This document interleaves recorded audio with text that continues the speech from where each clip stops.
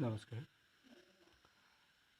সপ্তম শ্ৰেণীৰ ছাত্ৰ ছাত্ৰীসকলৰ সুবিধা হোৱাকৈ গণিতৰ এটা বিশেষ পাঠ আগবঢ়াব বিচাৰিছোঁ। যিটো গণিত বিষয় যিটো ৰেখা আৰু কোণ, সেই পাঠটো তোমালোকে আগৰ শ্ৰেণীত অৰ্থাৎ ক্লাছ 5-6ত ৰেখাবিলাক বা কোণ সেইবিলাকৰ অলপ কিছু ধাৰণা তোমালোকে পাইছিলা। তাত তোমালোকে পাইছিলা যে এনেধৰণে আমি যদি এটা আঁকো, এইটো হ'ল সৰল ৰেখা, তাৰপিছত এনেকৈ আঁকিলে সেইডাল হ'ব বক্ৰৰেখা, এনেকুৱাবিলাক পাইছিলোঁ।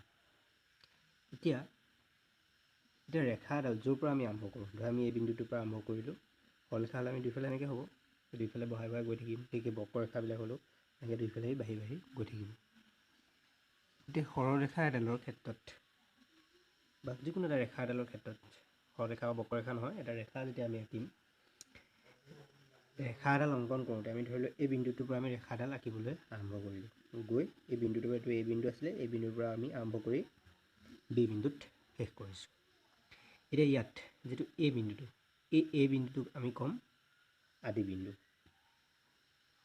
এই বিন্দুটো হ'ল আদি বিন্দু। অৰ্থাৎ যিটো বিন্দুৰ পৰা কোনো ৰেখা আমি আঁকিবলৈ আৰম্ভ কৰোঁ সেইটো হ'ব আদি বিন্দু, আৰু বি বিন্দুত গৈ আমি ৰেখাডাল শেষ কৰিছোঁ, সেইটো হৈ যাব অন্তবিন্দু। এইটো আদি বিন্দু আৰু বিটো অন্তবিন্দু। আৰু ইয়াত যিহেতু এই ৰেখাডালৰ যিটো আদি বিন্দু আছে, অন্তবিন্দু আছে, গতিকে এই ৰেখাডালক আমি ক'মগৈ ৰেখাখণ্ড। এইবিলাকৰ যেনেকৈ দুইফালে বাঢ়ি গ'লে সৰলৰেখা বক্ৰৰেখা বুলি পাইছিলোঁ, ঠিক তেনেদৰে এটা নিৰ্দিষ্ট বিন্দুত আৰম্ভ হৈ যদি এটা নিৰ্দিষ্ট বিন্দুত কোনো ৰেখাখণ্ড বা কোনো ৰেখা যদি শেষ হৈ যায়, তেন্তে সেইডালক আমি ক'ম ৰেখাখণ্ড। তাৰপিছত আকৌ ধৰা এই বিন্দুটোৰ পৰা আৰম্ভ হ'ল, আৰম্ভ হৈ এনেকৈ বাঢ়ি বাঢ়ি গৈ আছে। ধৰি লওক এই বিন্দুৰ পৰা ৰেখা এডাল আমি আৰম্ভ কৰিলোঁ, কৰি অসীম দূৰত্বলৈকে, য'লৈকে আমাৰ মন যায় তালৈকে আমি আঁকি আঁকি গৈ আছোঁ বা আঁকি গৈ থাকিব পাৰোঁ। এনেধৰণৰ ৰেখাবিলাকক আমি ক'ম ৰশ্মি। এডাল হ'ল ৰশ্মি, এডাল হৈ গ'ল ৰশ্মি। উদাহৰণস্বৰূপে এইফালে আমি আঁকি গৈ থাকিব পাৰিম। আৰু নিৰ্দিষ্ট বিন্দু নাই, আমি এইকণতে বিন্দু আছে বুলি আমি ধৰি ল'ব পাৰোঁ, কিন্তু ইয়াক বহাই বহাই দি থাকিব পাৰিম। এইটো হৈ যাব ৰশ্মি। আকৌ কেতিয়াবা কি হয়, দুডাল ৰশ্মিয়ে যদি আমি কোণৰ বিষয়ে পাইছিলা, কোণ, এতিয়া দুডাল ৰশ্মি যদি এটা নিৰ্দিষ্ট বিন্দুত লগ লাগে বা এটা নিৰ্দিষ্ট বিন্দুৰ পৰা সেই ৰশ্মিডাল দুটা বিভিন্ন দিশত যদি আঁতৰি গুচি যায়, তেন্তে সেই ৰেখাডালৰ, ৰেখা নহয় ঠিক, সেই ৰশ্মি দুডালৰ মাজৰ যিটো অংশ, সেই অংশটোক আমি এটা কোণ বুলি কওঁ। ধৰি লওক এই বিন্দুটোৰ পৰা, এইটো ধৰি লওক পি বিন্দু আছিলে, পি বিন্দুৰ পৰা এডাল ৰশ্মি এইফালে গ'ল, আনডাল এইটো দিশত গ'ল, দুটা এনেকৈ দুটা দিশত গুচি গ'ল।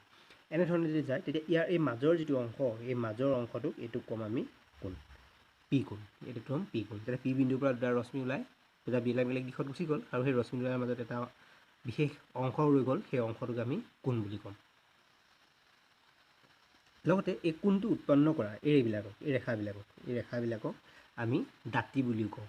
এইবিলাকক দাঁতি বুলিও কওঁ, দাঁতি বা বাহু বুলিও কোৱা হয়। ইয়াক সাধাৰণতে দাঁতি বুলি কওঁ আমি, বা বাহু, দাঁতি বা বাহু, দুইটা নামে সিহঁতক জনা যায়। আৰু যিটো বিন্দুত এই পি বিন্দু দুটা ৰশ্মি আহি লগ লাগিছে, এই পি বিন্দুটোক আমি আন এটা নামেৰে জানিম, সেইটো হৈছে শীৰ্ষ। এই পি বিন্দুত যিহেতু দুইটা ৰশ্মি আহি লগ লাগিছে, সেই ৰশ্মিডাল লগ লগা সেই অংশটোক আমি ক'ম শীৰ্ষ। ঠিক আছে। এতিয়া আমি এইখিনি পাইছিলোঁ আগতে কম বেছি পৰিমাণে, বা ইয়াত দুটামান এতিয়া নতুনকৈ শিকিছা। এতিয়া এইবিলাকৰ ৰেখাৰ লগত বা কোণৰ লগত সম্পৰ্ক থকা কেইটামান আমি এতিয়া বিশেষ কোণ বা বিশেষ কেইটামান ৰেখাখণ্ডৰ বিষয়ে আমি পাম। এতিয়া ৰেখাৰ অংশ কিছুমানৰ বিষয়ে পাম, যিখিনি এইকেইটা আমি এতিয়ালৈকে শিকা ৰশ্মি, ৰেখাখণ্ড, কোণ, এইবিলাকৰ লগত শীৰ্ষ, এইবিলাকৰ লগত সম্পৰ্ক আছে। প্ৰথমে আমি চাই লওঁ, এতিয়া ইয়াত আছে আমাৰ সন্নিহিত কোণ। ধৰি লওঁ এই দুটা বিন্দু, ধৰি লওঁ এইটো অ' বিন্দু। এই বিন্দুটোৰ পৰা এটা ৰশ্মি এইফালে গ'ল, এই ৰশ্মিটো এনেকৈ গ'ল, আন এটা ৰশ্মি এনেকৈ তিনিটা দিশত ইয়াত তিনিওটা ৰশ্মি ওলাই গ'ল। আমি নামাকৰণ কৰিলোঁ, এইটো এ, বি, এইটো হৈ গ'ল চি। এতিয়া আমি যদি ইয়াত চাওঁ ভালদৰে, তেতিয়া দেখা পাম যে এইটো এটা কোণ আৰু ইয়াতো এটা কোণ উৎপন্ন হৈছে। এতিয়া এই দুইটা কোণৰ বাবে অ' বি বাহুডাল দুইটা কোণতে আছে মানে বা উমৈহতীয়া বাহু বুলি কওঁ আমি। এতিয়া এ অ' বি কোণটো আৰু চি অ' বি কোণ এই দুইটা কোণৰ অ' বি বাহুডাল দুইটা কোণতে আছে। আৰু ইয়াত আমি দেখা পাইছোঁ যে এই বাহুডালৰ দুইফালে দুটা কোণ আছে, অৰ্থাৎ আমি এই অ' বি বাহুডালৰ এইফালে এই কোণটো আছে, আনফালে চি কোণটো আছে। এনেধৰণে যদি দুটা কোণৰ শীৰ্ষ একেটাই, ইয়াত শীৰ্ষ একেটাই হয়নে? এইটো অ' বিন্দুটোত আটাইকেইটা ৰশ্মি লগ লাগিছে, গতিকে ইয়াৰ শীৰ্ষ একেটাই। ইয়াৰ শীৰ্ষ এটা, কিন্তু ইয়াত কি হৈছে বাহুবিলাক যিবিলাক সাধাৰণ যিবিলাক বাহুবিলাক বা আমি যিবিলাক ৰশ্মি আঁকিছোঁ সেইখিনি এইখিনি এটাৰ বা সাধাৰণ বাহুৰ বিপৰীত ফালে আছে। এনেধৰণে যদি বিপৰীত ফালে থাকে তেন্তে আমি ইহঁতক ক'ম সন্নিহিত কোণ। যদি দুটা কোণৰ শীৰ্ষ একেটা আৰু কোণ দুটা এডাল সাধাৰণ বাহুৰ বিপৰীত ফালে থাকে তেন্তে সেই কোণ দুটা সন্নিহিত কোণ বুলি কোৱা হয়। এনেধৰণে আৰু আঁকিব পাৰা, ধৰি লোৱা এনেকৈও আঁকিব পাৰা। তেতিয়া এইটো আৰু এই দুটা কোণ সন্নিহিত কোণ হ'ব। এই কোণ দুটা এইটোৰ পৰা এইটো ধৰি লোৱা আমি এইটো পি, এইটো এছ কিউ আৰ, আমি এনেকৈ লিখি দিলোঁ বা এতিয়া কিউ পি আৰ আৰু কিউ পি এছ এই দুইটা সন্নিহিত কোণ, যেতিয়া লগ লাগি এটা সন্নিহিত কোণ হ'ব। ঠিক আছে। তাৰপিছত আছে আমাৰ পূৰক কোণ। এনেধৰণে আমি যদি দুটা কোণ আঁকি দিওঁ, ইয়াত যেনেধৰণে কোণ আঁকিলোঁ দুটা, ইয়াত ঠিক লগালগি হ'ব নালাগে। আমি এনেকৈ দুটা কোণ আঁকি দিলোঁ, ধৰি ল'লোঁ এই কোণটোৰ মান 50 ডিগ্ৰী আৰু এই কোণটোৰ মান ধৰি ল'লোঁ 40 ডিগ্ৰী।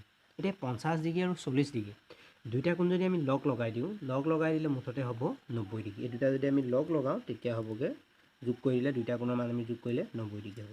এনেধৰণে যদি আমি দুটা কোণৰ মান যদি আমি যোগ কৰোঁ বা লগ লগাওঁ তেন্তে ইহঁতৰ মানৰ সমষ্টি যদি 90 ডিগ্ৰী হয়, অৰ্থাৎ এক সমকোণ হয়, তেন্তে এটা আনটোৰ পূৰক কোণ বুলি কোৱা হয়। যদি দুটা কোণৰ সমষ্টি বা দুটা কোণৰ মাপৰ যোগফল 90 ডিগ্ৰী হয় তেন্তে এটা অইনটোৰ পূৰক কোণ বুলি কোৱা হয়। পূৰক কোণ বুলি কোৱা। কাকবোলেতো তোমালোকে লিখি ল'ব পাৰা, তেন্তে আকৌ এবাৰ খেলি মেলি লাগে, শুনি ল'বা ভালদৰে। যদি দুটা কোণৰ মানৰ বা মাপৰ যোগফল 90 ডিগ্ৰী অৰ্থাৎ এক সমকোণ, তেন্তে এটাক অইনটোৰ পূৰক কোণ বুলি কোৱা হয়। তাৰপিছত আহিলে সম্পূৰক কোণ। এতিয়া পূৰক কোণৰ এটা সম্পূৰক কোণতে আহিব। ইয়াত পূৰক কোণত কি হৈছিল, দুটা কোণৰ যোগফল 90 ডিগ্ৰী হৈছিলে। ইয়াত সম্পূৰক কোণ হ'বলৈ হ'লে কি হ'ব লাগিব, দুটা কোণৰ যোগফল যদি 180 ডিগ্ৰী হয়, ধৰি ল'লোঁ আমি দুটা কোণ, এইটো হৈ গ'ল 60 ডিগ্ৰী বুলি আমি 50 ডিগ্ৰী বুলি ধৰি ল'লোঁ আৰু 60 ডিগ্ৰী নহয় 50 ডিগ্ৰী বুলি ধৰি ল'লোঁ। এইটো ধৰি ল'লোঁ 130 ডিগ্ৰী, এইটো হ'ল 50 ডিগ্ৰী, এইটো হ'ল 130 ডিগ্ৰী। দুইটা যদি যোগ কৰোঁ 180 ডিগ্ৰী হৈ যাব। এটা কোণ 50 ডিগ্ৰী আছিলে, আনটো হৈ গ'ল 130 ডিগ্ৰী, আৰু দুইটা কোণ যোগ কৰি হ'লগৈ 180 ডিগ্ৰী। এনেধৰণে যদি দুটা কোণৰ সমষ্টি, আমি এনেদৰে দুটা কোণ ল'লোঁ, দুইটা কোণৰ মান যদি আমি যোগ কৰিলে আমি 180 ডিগ্ৰী পাওঁগৈ, তেন্তে সেই কোণ দুটাৰ এটা আনটোৰ সম্পূৰক কোণ বুলি কওঁ। অৰ্থাৎ আমি কাকবোলেটো যদি লিখিবলগীয়া হয় তেন্তে আমি কেনেকৈ ক'ব পাৰোঁ, যদি দুটা কোণৰ সমষ্টি দুই সমকোণ বা 180 ডিগ্ৰী হয় তেন্তে এটা কোণক অইনটোৰ সম্পূৰক কোণ বুলি ক'ব পাৰোঁ বা এটা আনটোৰ সম্পূৰক কোণ বোলা হয়। ঠিক তেনেধৰণে এইখিনি কৰিব লাগিব। ঠিক আছে। তাৰপিছত আহিলে ৰৈখিক জোৰ। এইটো আছে চতুৰ্থটো আছে আমাৰ, এতিয়া আছে সম্পূৰক কোণটো পালা। তাৰপিছত আহিলে ৰৈখিক জোৰ। এতিয়া ৰৈখিক জোৰত কি হয়, যেনে আমি এতিয়া পালোঁ সম্পূৰক, পূৰক এইবিলাক কোণৰ বিষয়ে পালোঁ। ইয়াতো কি হ'ব লাগিব, ইয়াত আমি যিটো পূৰক কোণ পালোঁ, সম্পূৰক কোণ পালোঁ, সন্নিহিত কোণ পালোঁ, এইকেইটাৰ সন্নিহিত কোণ আৰু সম্পূৰক কোণ দুটা লগ লাগি, অৰ্থাৎ দুইটাৰ এটা বিশেষ সম্পৰ্কত এই ৰৈখিক জোৰবিলাক গঠন হয়।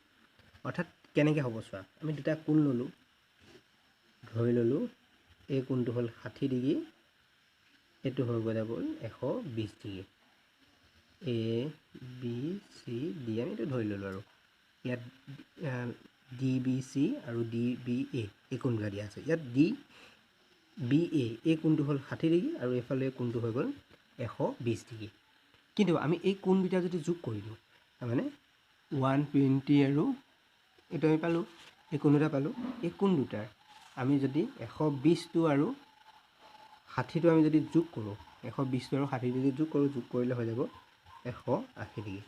এনেধৰণে যদি দুটা কোণৰ সমষ্টি 180 ডিগ্ৰী হয় আৰু কোণ দুটা এটা আনটোৰ যদি সন্নিহিত হয় তেন্তে এইটো একেটা শীৰ্ষ একেটাই, গতিকে ইয়াত সন্নিহিত হ'ব।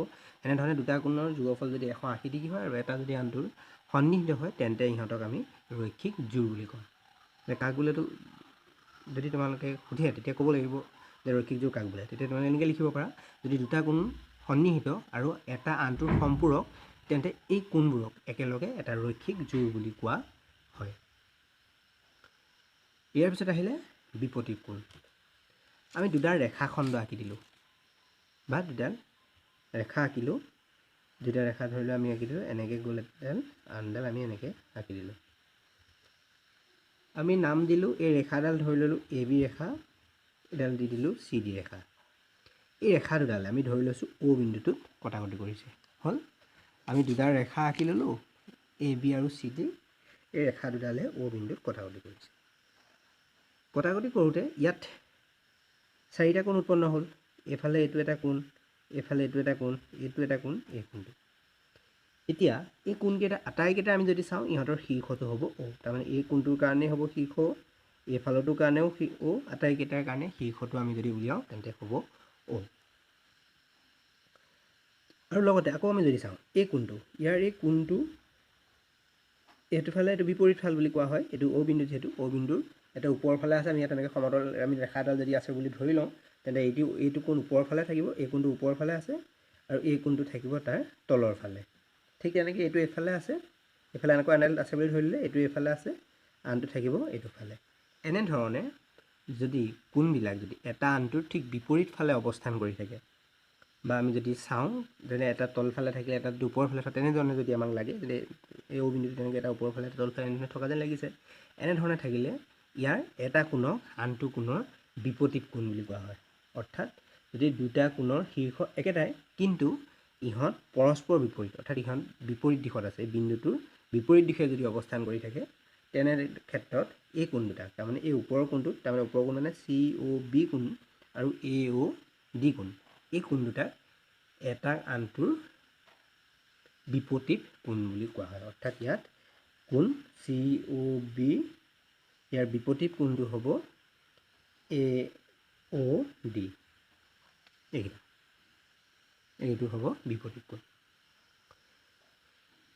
ঠিক আছে, এইখিনিলৈকে নিশ্চয় তোমালোকে বুজি পালা। এতিয়া তোমালোকে কেইটামান ইয়াত মই প্ৰশ্ন ৰাখিছোঁ হোমৱৰ্ক হিচাপে। মই কেইটা প্ৰশ্ন ৰাখিছোঁ, এইকেইটা সমাধান কৰিবলৈ যত্ন কৰিবা। সম্পূৰক কোণ উলিয়াব লাগে, যে আমি সম্পূৰক কোণ পাইছিলোঁ, কাক বোলে সেইটো মই কৈছিলোঁ, সেইটো আকৌ যদি খেলি মেলি চাই ল'বা, যে ইয়াত যদি এইটো 1 নম্বৰ দিলোঁ, 1 ডিগ্ৰী থাকে, ইয়াত কিমান হ'ব সম্পূৰক হ'বলৈ হ'লে। আৰু তাত ইয়াত যদি 25 ডিগ্ৰী থাকে, তেন্তে ইফালে কিমান হ'ব। আৰু থাৰ্ডটো হ'ল যে এইফালে যদি 70 ডিগ্ৰী থাকে, এইফালে কিমান হ'ব। এইকেইটা সমাধান কৰিবা।